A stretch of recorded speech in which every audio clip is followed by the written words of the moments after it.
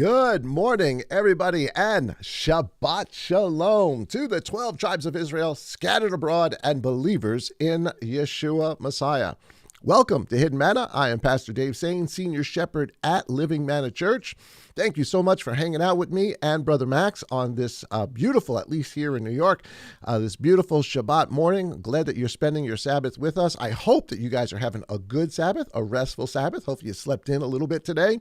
Nice breakfast, spend some time with family and friends. Some of us are having holy convocations, getting together and having a service and a study. Others are having holy convocations in their home with family and friends and opening up Yah's Word. Whatever way you are celebrating the Sabbath today, we hope that it is an exciting, a restful, and a peaceful one for you. So here we are. We're in our Hidden Manna. You guys know that the conversation we have, I don't have alone. Obviously, it's not a conversation, but Brother Max is with me. Hey, man, how you doing? Shabbat Shalom. Hey, Shabbat Shalom. How you doing today? Good, brother. Good. Doing good. I think this is the first Hidden Manna that I've actually had breakfast prior to going on. Oh, really? Yeah. You know what? We normally don't eat breakfast either until after. After the Hidden Manna, but So what'd you have? We had we were up early. We were up before 7 with little guy. So Amy made me some scrambled eggs, and then I had some sprouted multi-grain toast and turkey sausage. Nice. I didn't get a picture, man. Everybody's sending pictures now of all their meals and stuff, right? I got a whole catalog on my phone of all the meals, but sounds good. Now I'm hungry. Good morning to everybody that's joining us online. I'm just checking out the chat, see people jumping in right now. Good morning. Good to see you guys. Thanks for hanging out with us today. Guys. So, man, I guess before we jump into this, I just got to say, man, we are living in bizarro world today. Mm-hmm. The craziness that's going on all over our planet. I'm telling you, we've talked about this before. The whole 70 Jubilees thing. That I can't remember the guy's name. Sighted Moon. Sighted Moon. Yeah, Sighted Moon. I very, very much disagree with the conclusions that he reaches. But man, he hit it on the nail head starting in 2020. 2020, yeah. Right? That, it's gonna, things are just gonna go sideways, and they're just gonna keep going sideways. And if that has not that's come true. It's absolutely come true. It's crazy, some of the stuff that's going on all around us. And I know we're not even really gonna get into it today, but yeah, there's a funny channel on YouTube. It's called Time to Leave Earth. And they just do kind of like memes, and they show you for like 35 seconds all the crazy headlines, going all around the world. And it's one of the things like, time to leave Earth. Yeah, it's pretty funny. It is. It's funny. It's bizarre. It's bizarre. We were, off camera, we were just talking about that whole thing with that Psaki and the press conference or whatever it's called. She held the press briefing, and they're backing up, they're defending giving children, kids, 7, 8, 9, 10, 11, 12, 13 years old, puberty blockers, castration chemicals, puberty blockers. That's a good thing for their health. It's like, oh my goodness, crazy. What world are we living in that you think that's a good thing to give to kids? And of course, it's the whole Disney world, right? It's Disney's world. There you go. Another one. And I'm not usually one, for boycotting, but man, you boycott Disney. I'm telling you, boycott. Yeah. I know I'm going to get in trouble for that, but whatever. Don't want to name the actual companies or but everyone's going to know what we're talking about. The judge that ordered all the hidden stuff for inside the VAX. Yeah. Let's just say that. Oh yeah, all the it's stuff easier that's on coming the out algorithm, and it's coming out the truth little by little. Yeah. And now I know why they didn't want it to come out for 75 years. For 75 years. Yeah. Yeah, it's crazy, man. We're living in a bizarro world and teeter-tottering on nuclear war, and I mean nothing to laugh at, but man, if there was ever a time you need to draw close to Yah, you need to be inside of him, you need to love people around you, you need to share faith. know what you're talking about. And I guess, kind of today is one of those topics that we kind of knew the back end of, or really we've come to understand the back end of, but now as we're learning, as we're understanding, as we're growing, as we're reading, we're starting to understand the front end of the story and how we get there. Maybe that's not a good way to explain it.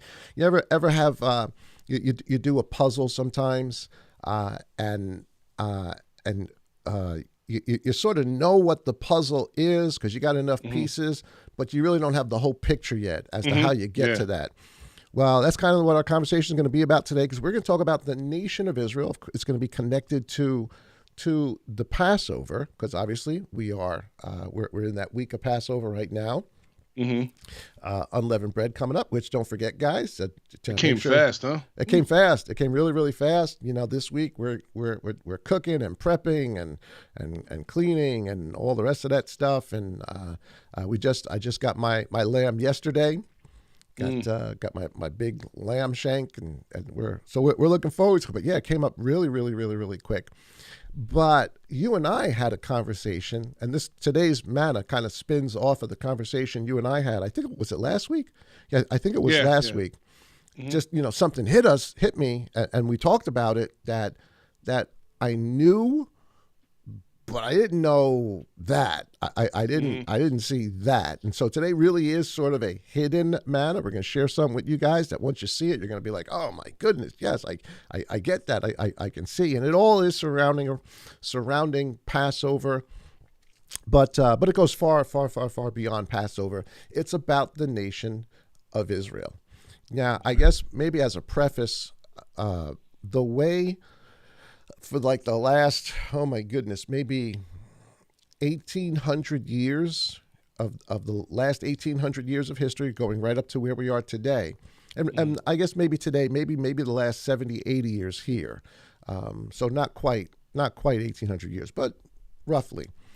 The basic understanding of what we call the Gentile church, or what the Gentile church calls the Gentile church, is that Yah is done with the Jews. He's done with the house of Israel. They have been forsaken. They have been kicked out. They are persona non grata, and Yah wants nothing to do with them. And so what the concept is, this is what you taught. This is Bible college, seminary. This was the prevailing thought for, like I said, a long time. That was, so what God is now doing is, since he's gotten rid of the house of Israel, now what he's doing is he's building a new bride, and the new bride is the church. And of course, by church, it means the Gentile, the Gentile church. And that was a predominant view, really, right up to the 19th century, even going into maybe the 20th century. And then, like the last, I don't know, I'm going to say like 80 years. I don't know how long the nation of Israel has been there. I'd say 75, maybe 80 years. And somebody can look that up. I don't know what the actual number is, but however long there's been a people in the Middle East today called Israel. And we're not equating the Israel with them, but it's there. Sort of the religious doctrine sort of evolved, right? Because, well, there's a people called Israel. And of course, the people of Israel were saying, well, this is Ezekiel 37. This is the great coming back. After World War II, yeah. After World War II, he's bringing us back. Which, listen, horrific things, horrible, wonderful that there's a land there now. That's awesome stuff. But people were equating that and saying, well, that's the whole Ezekiel 37, the dry bones. This is the people coming back to life.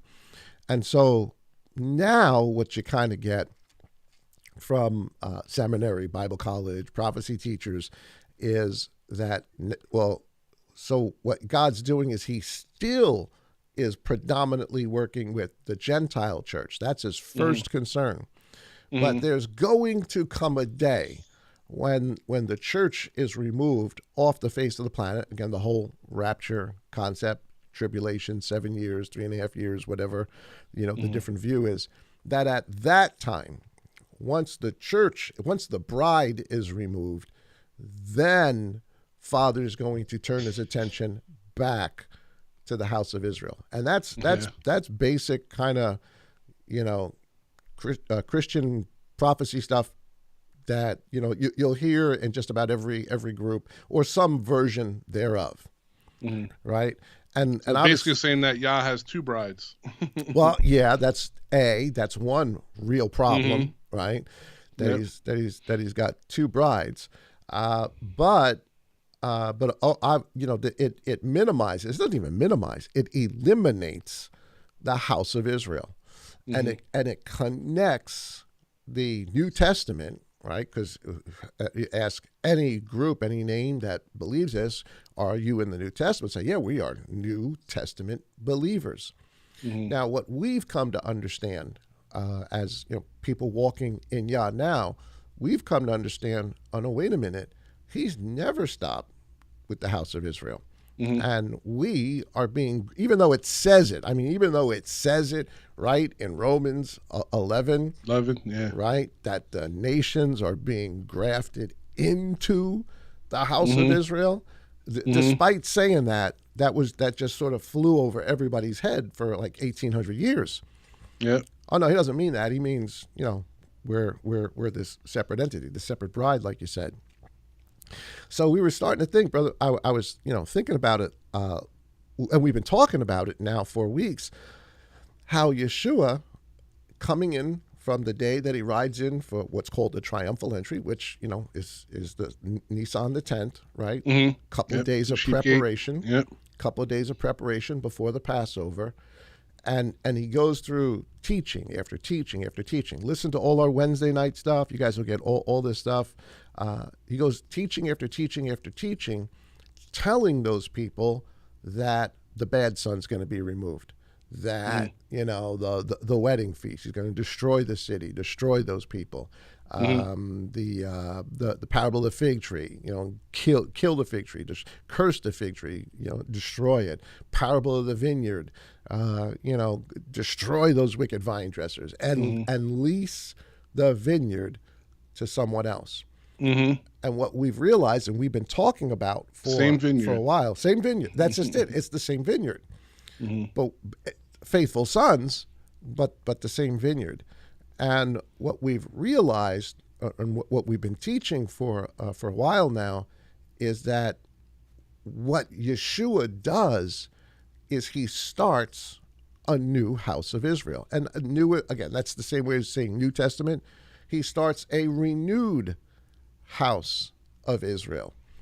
Did you ever wonder when you read in the book of Ephesians, it's like chapter 2, maybe I could... around 9, 11, around there? I think it's Ephesians. You know what? I'm not even sure if it's Ephesians or it's Romans. It might be Romans. Let me check Ephesians 2 real quick.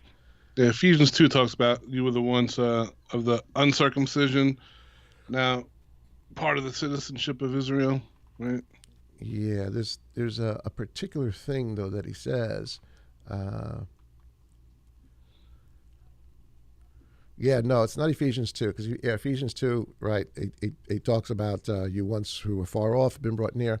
I think it might be, and somebody maybe can look this up for me too. I think it might be Romans 9. Let me just check in the Bible that's sitting right in front of me before I don't want to flip the screen and start jumping all over the place. But I think Romans 9 says something really, really interesting when Saul's talking about, it's Romans 9, like verse 3 or something like that. So here, I'm going to pop this up so everybody can see it. Right, so here's Romans chapter 9. So this is Saul saying, as a matter of fact, he's saying, I'd give up my own salvation, my own standing in Yah for the house of Israel. Right? So he's expressly saying that. But he says, verse 3, for I myself could have wished to be banished from Messiah for the sake of my brothers, my relatives, according to the flesh, who are the children of Israel. And this always bothered me. To whom is the adoption?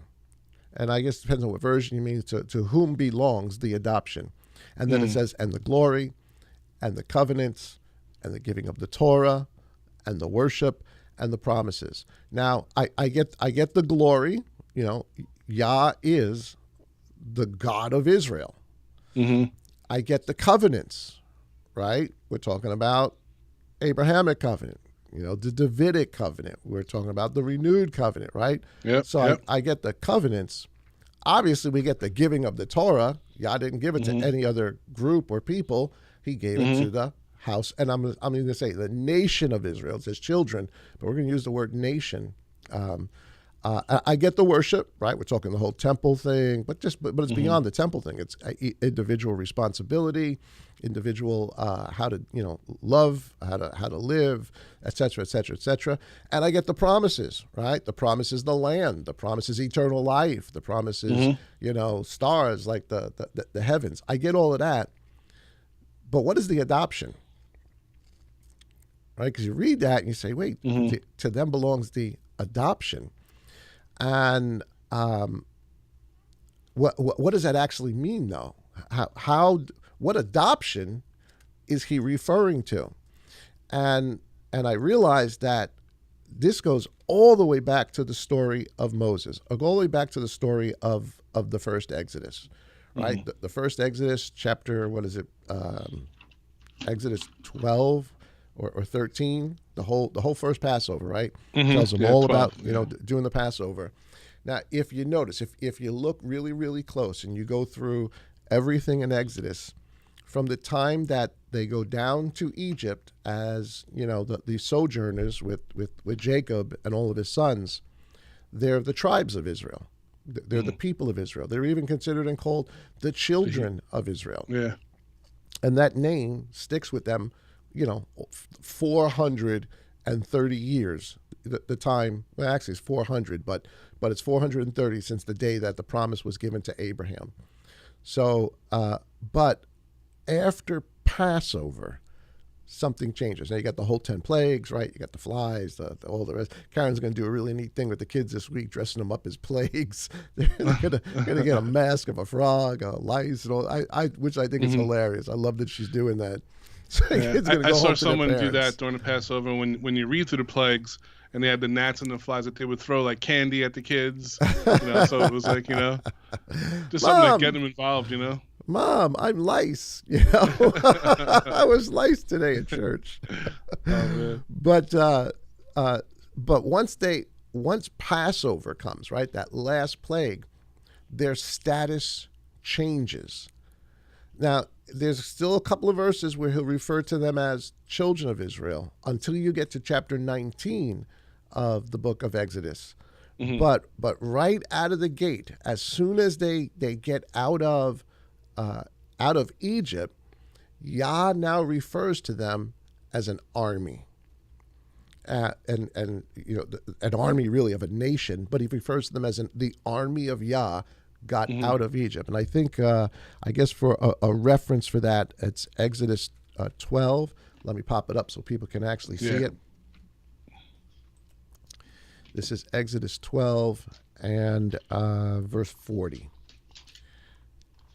I don't know how the Scriptures version says it. Let me see. I'll pull it up too. Verse 40, you said? Yeah. So here in the Scriptures version, it says it a little bit differently. Let me get it out of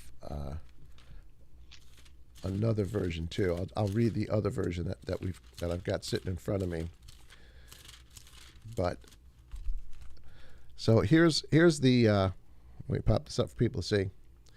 Here's the way the Scriptures version says it. It says, and sojourn of the children of Israel who lived in Mitzrayim was 430 years. So this is them getting out, and actually it was 430 years from the time of Abraham, not the time that they were living in Egypt. That's something else. And it came to be at the end of the 430 years on the same day. This is important. On the same day, it came to be that all the divisions of Yah is the way the Scriptures version translates it. All the divisions of Yah went out from the land of Mitzrayim. Now you read that, you say, what does he mean by divisions? He's speaking of them as a military. Yeah, it's a military term, yeah. Right, yeah, they go out in divisions and columns. And the way that you read this in, let's see if I can find it. What verse was that again? That was verse 40? 40. 41. And it came to pass at the end of the 430 years, the very same day, that it came to pass that all the armies of Yah went out from the land of Egypt. Was that the New King James? That's the NKJV. That's the RSV. That's it's like multiple versions, and that's what the Scriptures version is saying too, but it's using a military term. This is how they came out. So it says on the same day, so their status changed because of Passover. In essence, that's what it's telling us. What Passover does is it changed them from being these slaves, these tribes amongst the land of Egypt, to now being a nation. One nation, yeah. With an army, right? And then, of course, they make it to chapter 19, which is the let's get there real quick. Exodus and chapter 19, which of course is Shavuot now. So it's 50 days later. It's Shavuot, and let's take a look at verse 6. So here's verse 5 and 6, I guess just for context for everybody. So Moses gets the information from Yah. Yah meets them, right? He comes down in fire and smoke and, all the amazing stuff. And verse 5 says, "And now, if you diligently obey my voice and shall guard my covenant, then you shall be my treasured possession above all the peoples, for all the earth is mine. And you shall be to me a reign of priests, a kingdom of priests, and here it is, a set-apart nation." Their status changed. That's right. Hey, bro, what chapter is this again? I'm reading out of chapter 19, Exodus, verse 5 and 6. Okay. He says, "These are the words which you are to speak to the children of Israel." So they're still, they still get that title, children of Israel, but their status has changed. From Passover, changed everything. The pronunciation of that status is now here at Shavuot, but you can see as you begin to read this, the status changed. They are Yah's people. He says, "I didn't pick you because you're many, because you're, I picked you because you're stiff-necked like everybody else, but because I loved you." This is later on, Deuteronomy 7, I think that is. All right, so adoption. We're going to get there to the adoption in a second. So, we know that this is the whole, wilderness wandering, not even wilderness wandering, this is the whole issue. Below the mountain, Moses goes up, gets the tablets, and then they do something stupid. Really, really dumb. The whole golden calf thing. And we just finished talking about this just a couple of weeks ago on one of our weekend evangelism services. And everybody knows the story. You guys know the story. So Moses has a chance to plead for the house of Israel, because what does Yah want to do to the house of Israel, right? They broke the commandments, like quick fast, right after they got them, right after they said all that Yah said we will do. They break them, and Yah's response to them is to kill them. Yep. Right, so this idolatry, and it wasn't just they didn't just break one commandment; they broke multiple commandments. The worship, the idolatry, not being the only God. They broke, creating new feast days, all that kind of stuff. There was multiple commandments that they broke, and so Yah's, and this is just mind-boggling, because we have to wrap our mind around the seriousness. Because if this doesn't teach you the seriousness of Yah, you're missing the boat. So and let's take a look. Trying to think where that is. That's Exodus 32. I know we're taking like a long way around the mountain here No pun intended, get right? to get to the to get all the way to the idea of adoption. But when we get there, you're going to be like, oh my goodness, yes, I got it. So bear Around with us. 9 and 10. Yes, Exodus 32. So bear with us. We're getting there. I promise you, we're getting there. And let me skip up to verse 9. All right. Want me to read that? Or? Yeah. Let me just highlight it so people can see it. And let me pop this up. Oh, excuse me. I'm sorry. Let me lower this down here. Oh, good. Okay. I can read it just from there now. Good. There you go. All righty. And Yah said to Moshe, I have seen this people, and see, it is a stiff-necked people. Verse 10, and now let me alone, that my wrath might burn against them, and I consume them, and make of you a great nation. That's key. That's very important right there. That's but it. Moshe pleaded, want to just finish Yeah, this? yeah. Go for it. But Moshe pleaded with Yah, his Elohim, and said, but Yah, why does your wrath burn against your people, whom you have brought out of the land of Mitzrayim with great power and with a strong hand? Why should the Mitzrites speak and say, for evil he brought them out to kill them in the mountains and to consume them from the face of the earth? Turn from the heat of your wrath and relent from this evil to your people. Remember Abraham, Isaac, and Jacob, your servants, to whom you swore by yourself and said to them, I increase your seed like the stars of the heavens. These are the promises, right? Mm-hmm. And all this land that I have spoken of I give to your seed, and they shall inherit it forever. And then Yah relented from the evil which he had said that he would do to his people. All right. Amazing story, right? Yeah. I mean, this if this doesn't impress upon us, man, how serious rebellion against Yah's word his is. word. Yeah, big time. Right? This is really, really big. So he's made them a nation. He's told them, if you do these things, you're going to be a nation. And again, when does this all start? It starts at Passover, right? Even the whole issue of, the whole firstborn thing, right? The firstborn dying in Egypt, and then Yah institutes all the commandments about redeeming the firstborn. And obviously, your children, your livestock, and all that obviously has to do with Yeshua, right? That's all about Yeshua, because he is the firstborn, and what's going to wind up happening to him. So it's prophecy. It's all prophecy. All of it is prophecy. And here's the hidden manna that we saw this past week that we were talking about. There's prophecy right here. What's going on right here in this account is prophetic, and it is one of the most, honestly, probably it's one of the most mind-boggling prophecies that I've understood in a while. So Moses is pleading with Yah, don't do this. Yah, they're stiff-necked. I'm going to wipe them out. My wrath is going to come. And one more time, it is highlighted under there, but I'm gonna do this so that here, this verse.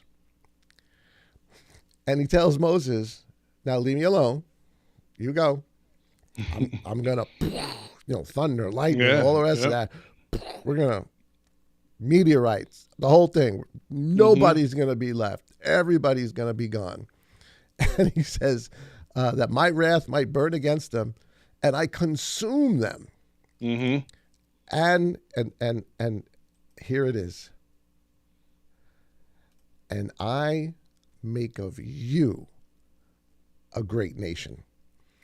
Because what was the purpose of the Passover? To make them a nation.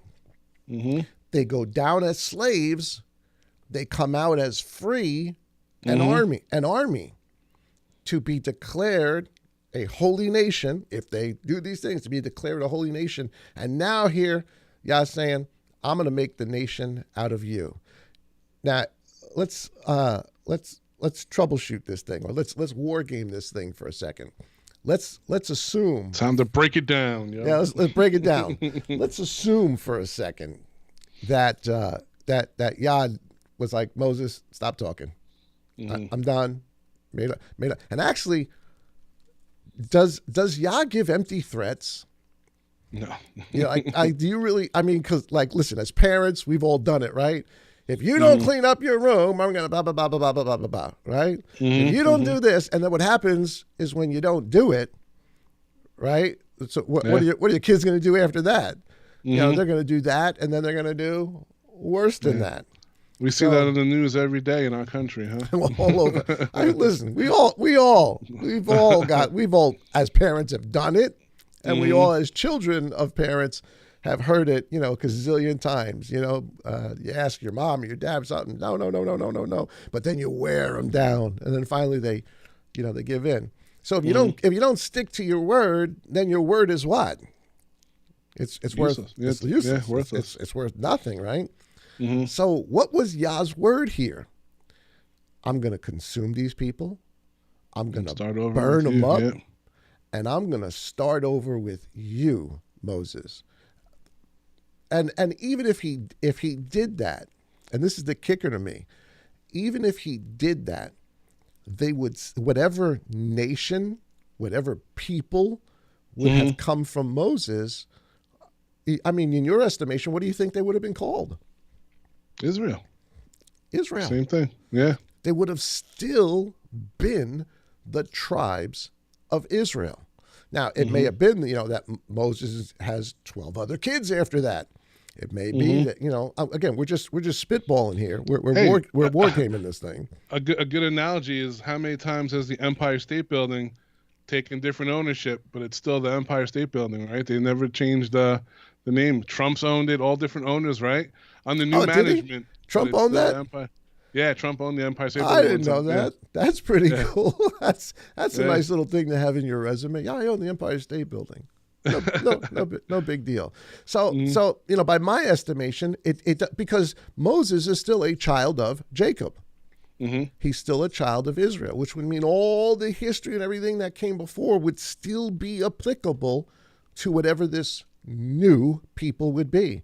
And I'm throwing a little bone out there, this renewed nation, what it would be, right? So this is the promise he gives to Moses. Again, Yah doesn't make empty threats. And of course, this is where the Day of Atonement comes from, and a lot of all the temple stuff and animal sacrifices and why they're needed, et cetera, et cetera, et cetera, et cetera, et cetera. And here's the mercy of God. He didn't wipe them out, right? Amen. But did he mean what he said? Yes, he meant what he said. And what I think winds up happening is because of Moses, but I think because of the long suffering of our God, because he wills that none would perish, but all would come to repentance, that he didn't wipe them out yet. Because if he doesn't, then it's an empty promise. If he doesn't, then Yah was just threatening, and if you can't take his word verbatim, then he's a man that he should lie, right? Because it tells the scripture says he's not a man that he should lie. So let's follow this through then. Hey, I just have to redact. The Empire State Building, Trump tried to own it in the 1990s. Okay. You Googling that? Yeah, I had to bring it up. I had to. Well, I think it's kind of cool that he tried to own it. Yeah. All right, so sorry. That's all right, because somebody would have caught you on it. I know, that's why I had to do it. In today's day and age, you got to be careful what you say, because people catch you out on that. All right, so real quick, let's go to Deuteronomy 18. I know we're going around the mountain 3 or 4 times, but I'm telling you, the buildup of this story is worth it at the end. So here's Deuteronomy chapter 18. Should be a very, very familiar verse to all of us guys, right? And I'm trying to look for the verse. It's around verse 13, 14, 15. Yeah, here it is. We'll start at verse 13. It says, "Be perfect." Actually, you want to read this out? Yeah, 18, 13. I got around 15. Yeah, 15 is the most important text there. But go ahead and read from 13 to 16. It says, I'm reading from the Scriptures version, "Be perfect before Yah, your Elohim, for these nations whom you are possessing do listen to those using magic and diviners or diviners. But as for you, Yah your Elohim has not appointed such for you. And here's 15.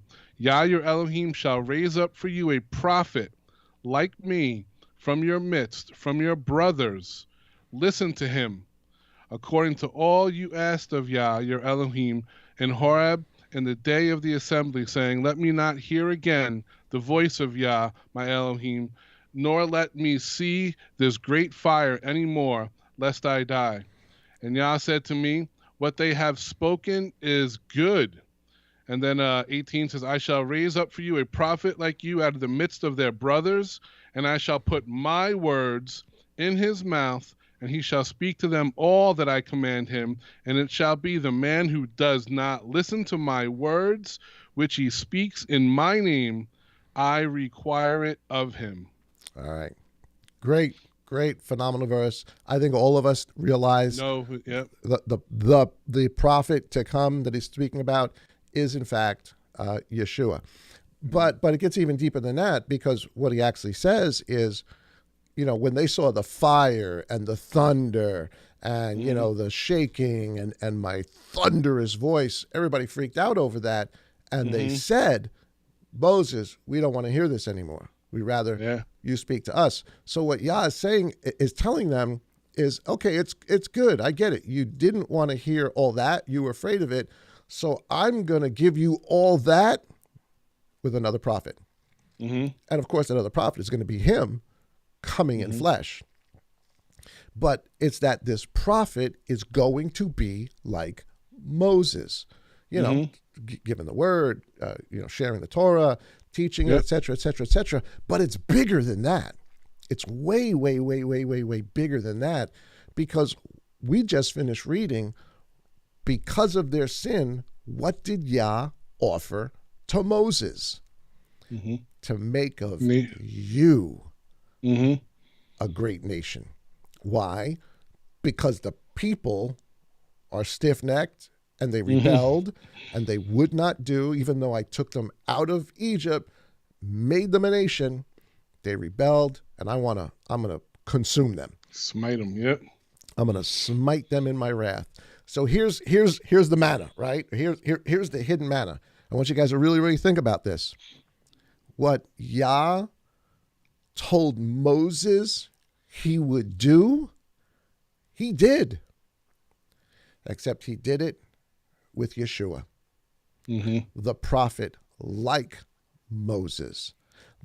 The same offer that he offered Moses is the same offer he gives to Yeshua, that Father allows Yeshua to take on.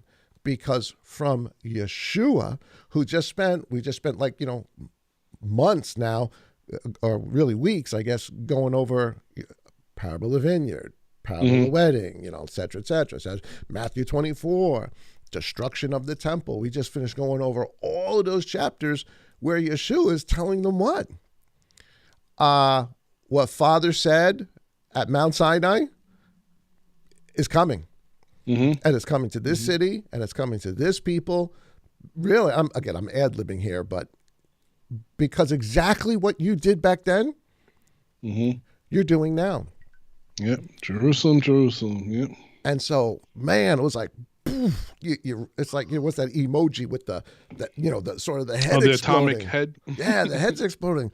When I saw that, I was like, whoa, wait a minute.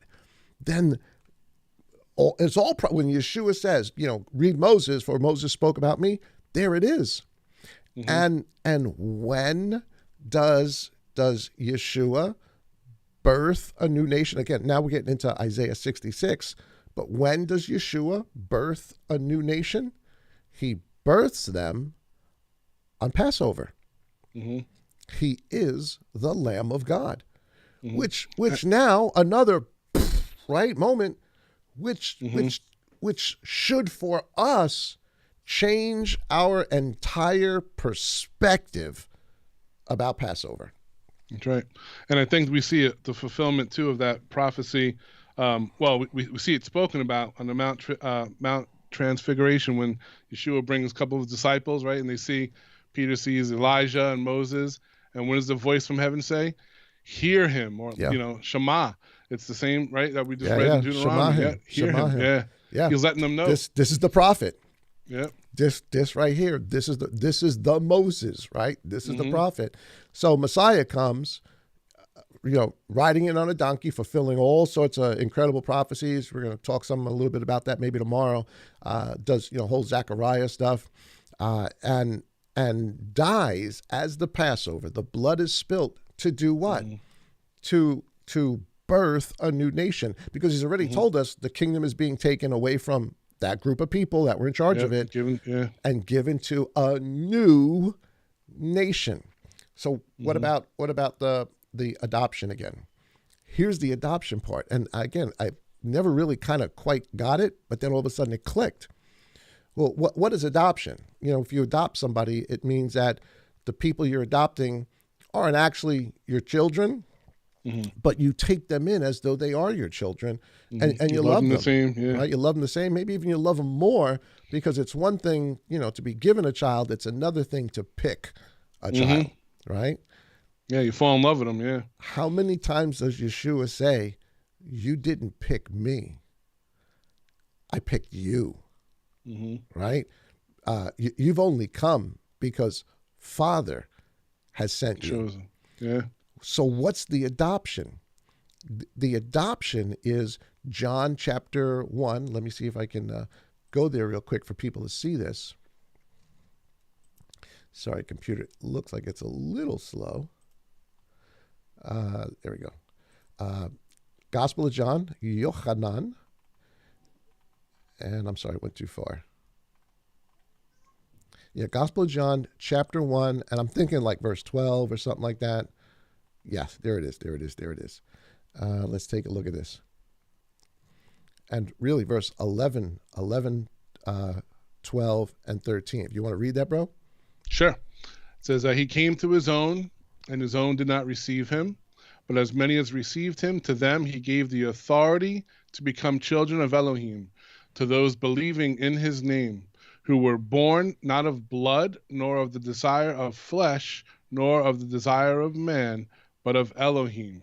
So, wow. and actually, if you look at the next verse, it says, and the word became flesh. Yep. The one who spoke in thunder and lightning from Mount Sinai did what he said he was going to do in Deuteronomy 18, and came as flesh to do what? Come to his own, to the house of Israel, who did not receive him in totality. And they're going to now be removed. But as many as did receive him, he gives the authority to become children. Not that it didn't say they were, to become, to be adopted into the family of God. And we know that it's an adoption because he says they're not born of who were born not of blood or desire of flesh, or the desire of flesh, right? This is a born again, a renewed nation of Israel. That's what he's telling us here. And this is echoing Isaiah, was it 53 or 50, when it says those he'll give you a name better than son or daughter? Isaiah 57, to the nations, right? To the nations, to the nation, you'll get a name better than that of sons and daughters. So this is the adoption.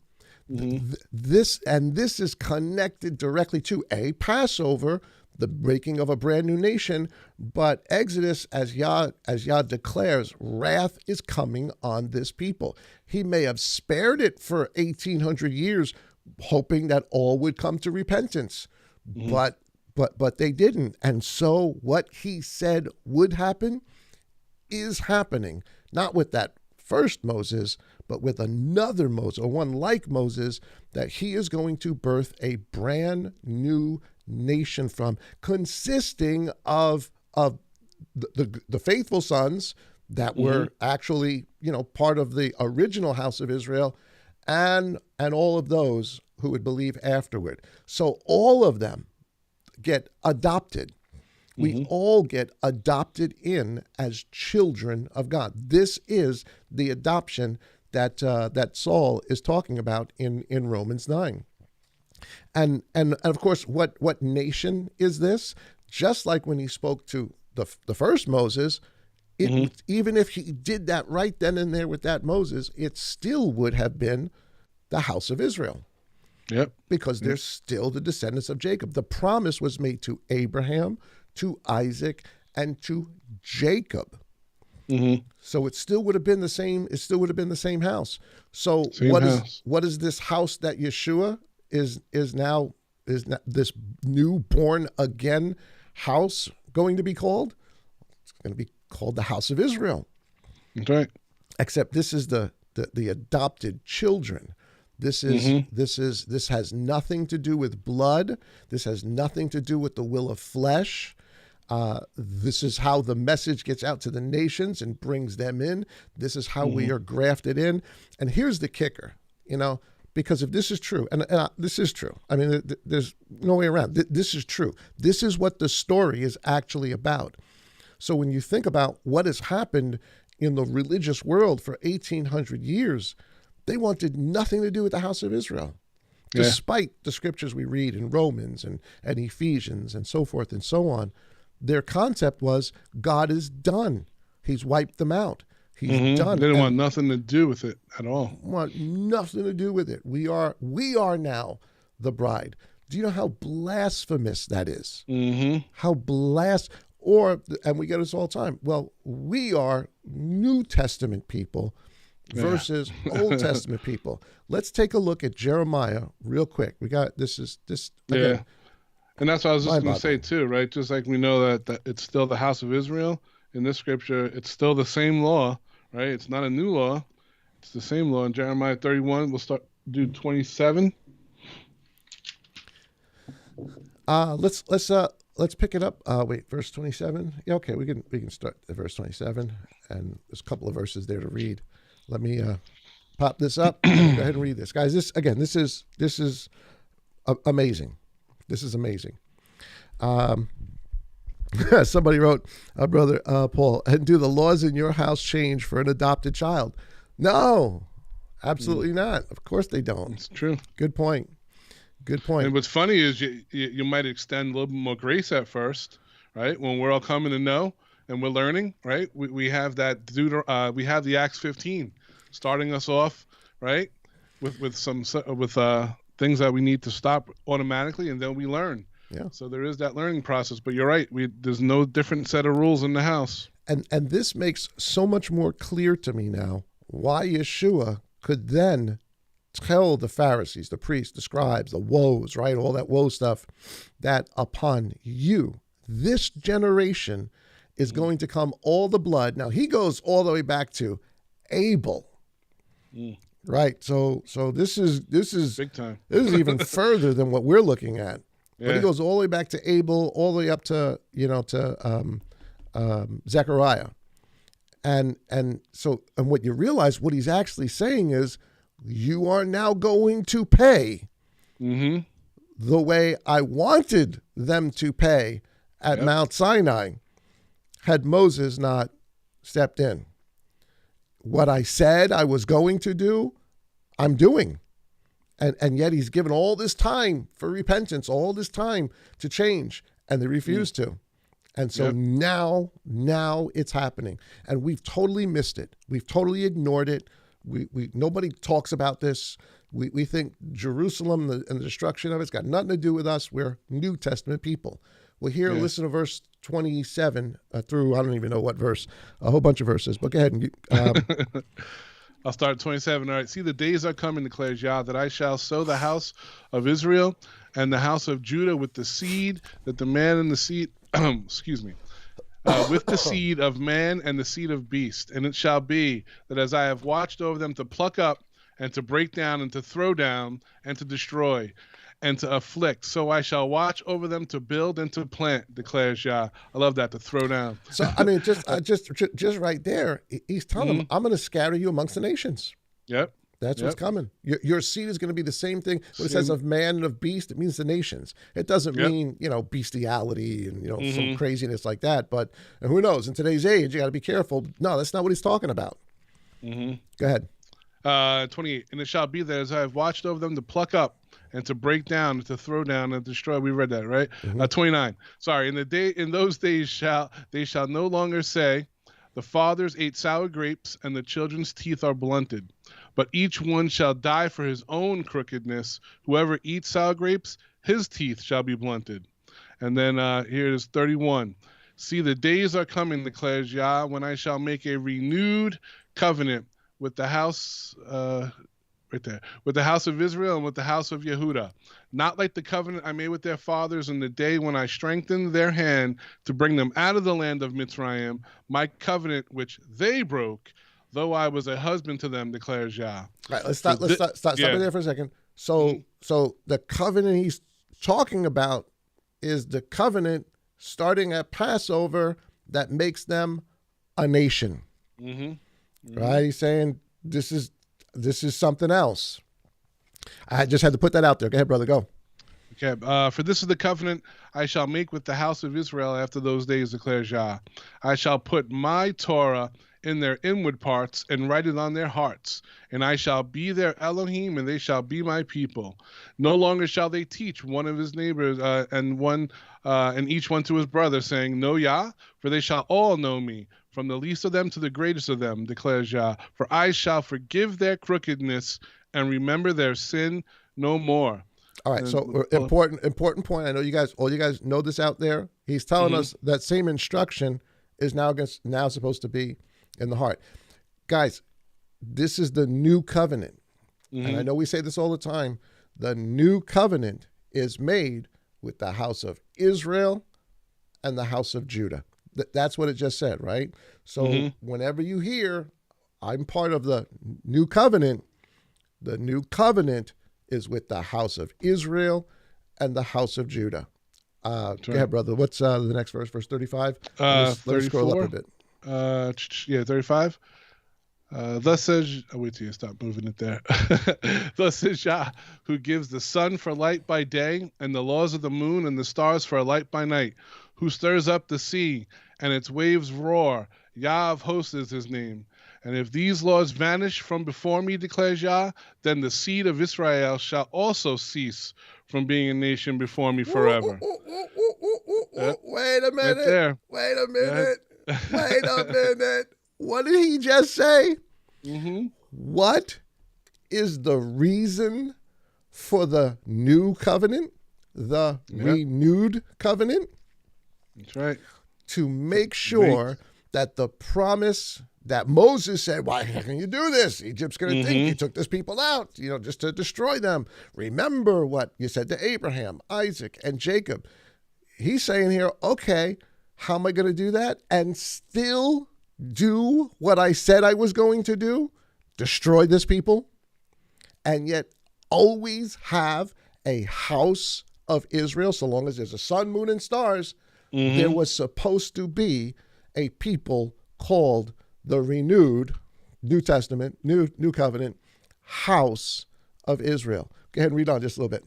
Thus says Yah, if the heavens above could be measured and the foundations of the earth searched out beneath, I would also cast off the seed of Israel for all they have done, declares Yah. Wow. And of course we know, right? Wow. Yep. So when you hear, when we hear, because we hear it a lot, and people say, well, I'm a New Testament believer. Well, the purpose of the New Testament is to guarantee that the house of Israel exists and will always exist so long as there's a sun, moon, and stars, etc., etc., etc. That is the purpose of the new covenant. So, to say that, well, we've got nothing to do, we're separate, we're different, it's different, all this stuff is good. You don't understand what the new covenant's for. We've created a different new covenant with different ideas, a different bride, a different people. But that's not what the book says, and that's not the nation that would exist. That name, that people would exist because of the new covenant. To me, and that's I just want to another... also add 2 cents. Some people think when they read the verses right before that, when he puts his law in their hearts, oh, see, we don't have to read it. We don't have to. No, he puts the desire to read it in our hearts and to live it and to do it. Doesn't mean, you're not going to know it unless you read it. We don't serve a magician. Yah doesn't work like that. How people just think, I don't have to read his word. He'll just give it to me. It's not what he wants. We know it's the duty of Yah to hide the matter Hide matter, and yeah. to seek it out, right? We need to search his word. So as Yeshua is riding into Jerusalem, right? The whole, entry into Jerusalem, the 4 days testing, all the way up to the initiation or the covenant meal that he has with those men. This is why he tells 12 guys who we have no idea what their tribal identity is, right? We have no idea. We know they come from, some of them anyway, come from Nazareth. They could be of Judah. They could be of Benjamin. They could be of any one of the tribes. But you know what? It doesn't matter. Mm-hmm. It doesn't matter. Why doesn't it matter? Because he is going to start a new house of Israel, a renewed house of Israel, with the death of the Lamb, with the blood of the Lamb. He will start a new nation. That's why he can tell the disciples, you guys are going to sit on 12 thrones, and what are you going to judge? The whole house. The whole house of Israel. Regardless of what tribe it is, they represented all the tribes, all of it. They could possibly have not even been each one of the tribes, but they represented that. That's how Yah saw it. This is Yah doing exactly in Yeshua what he said he was going to do in Moses. Man, to me, that's mind-boggling. Yeah. That's and of course we can, if we want to be, we know that John the Baptist, he's a Levite, his father was a priest, Yeshua's brother James, but like you said, the majority of them, it doesn't matter. It doesn't matter what tribe, right? This becomes important because some of what we've kind of, or what people understand now, even within the understanding that we have, a lot of people are sort of stuck on, well, he only came to Judah and they're Jews and there were no Jews before, and now he's just going out to get the lost tribes to bring them back. And there's truth in all of that. He's going to get the descendants of all of them.